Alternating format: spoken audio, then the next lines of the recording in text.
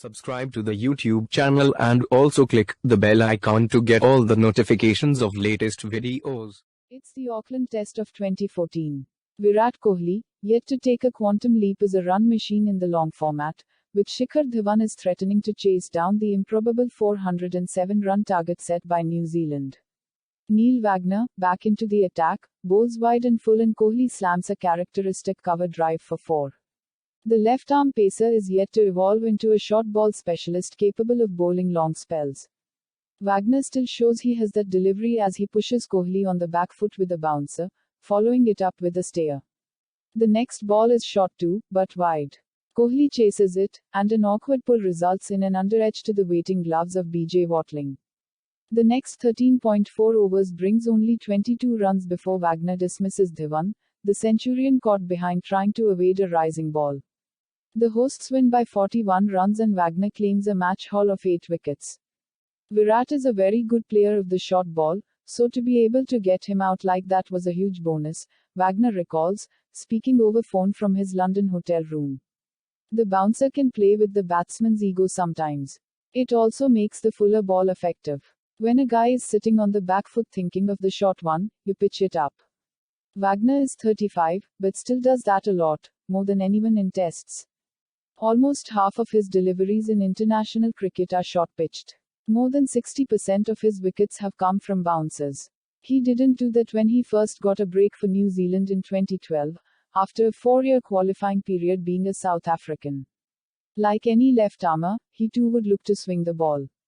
But being a tireless bowler, bowling short made him a perfect foil to the swing of Trent Boult and Tim Southee. If there is bounce in the wicket, or the ball is not swinging and it gets flat, it becomes a mode of attack to try and pick up wickets, he says. Wagner, who has 219 wickets from 51 tests in a 9-year career, loves it when batsmen counterattack. A lot of people want to take it on, and that gives you an opportunity to get a wicket as soon as it goes in the air. The main thing is to see what mind frame of mind the batsmen are in. I just have to put it in the right areas. India vice-captain Ajinkya Rahane took on Wagner in the Christchurch Test early last year and finished second best. I look at Ajinkya as a key part of their team and an extremely good batter. It was quite pleasing to get a false stroke out of him. It was a very important wicket in context of the match, recalls Wagner. Kohli and Rahane will again face him in the World Test Championship final, which starts at Southampton's Ageas Bowl on June 18.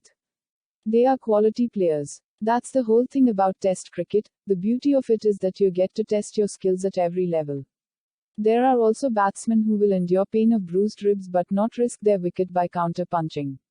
One such showdown was Wagner versus Matthew Wade at Perth in 2019. It was a pretty exciting contest with Wade, he says.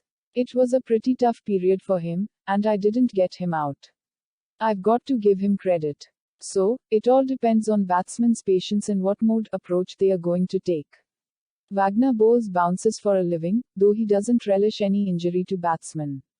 It's never to hurt them, to be honest, it's not a nice sight, he says. People who say they feel good about it, lie. It's never the intention. It's purely to unsettle his footwork and create a false shot to get him out. Unlike the Yorker specialist who practices that delivery for hours with cones on the pitch, Wagner can't overdo it in training. Number 1, it takes a lot of energy and is extremely hard on your body. I only bowl 1 or 2 in the nets, you don't want to injure one of your batters. It's different in the nets where it isn't as easy to pick up. The last thing you want to do is injure someone like Kane Williamson in the nets before a test. So, what's the secret to his endurance? What's helped is I just play the test format currently. I play a bit of white ball cricket domestically but not as much as the other bowlers do. So, in some ways you stay fresh. Besides, the short ball is something that I have always bowled during the course of my career, the body is used to doing that. Focus on tests and identifying his wicket-taking method has propelled Wagner to number 3 in the ICC Test bowling charts, though he admits to missing glory in white ball cricket and IPL contracts. That is one of the hardest things I have come to realize, it probably won't happen for me ever. I have a lot of pride and passion for white ball cricket. I haven't had a lot of opportunities, and that is frustrating. In my whole career, it's my biggest disappointment that I have never been able to crack into a white ball team, he says.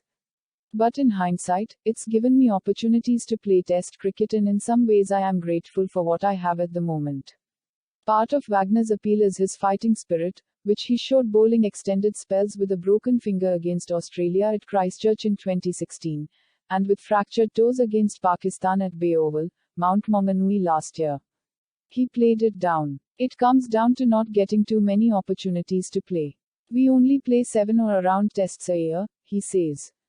There is a lot of drive in there to be able to succeed and be a part of it even when there is an injury. That's how much it means to me to play for that team. There is a good chance New Zealand will field a 4-pronged pace attack. Tim Southee, Trent Boult and Kyle Jamieson are the others in the WTC final. We know as a team if we bowl for each other, everyone's day will come. That's the whole way we have been. We don't get caught up in personal stats and accolades. For Wagner, it is like a World Cup final. I have never come close to a T20 or OD World Cup. Personally, to be able to play a one-off final against one of the best teams in the world and to be able to test yourself in the ultimate format is for me the biggest prize. It's the very pinnacle of the game, I think.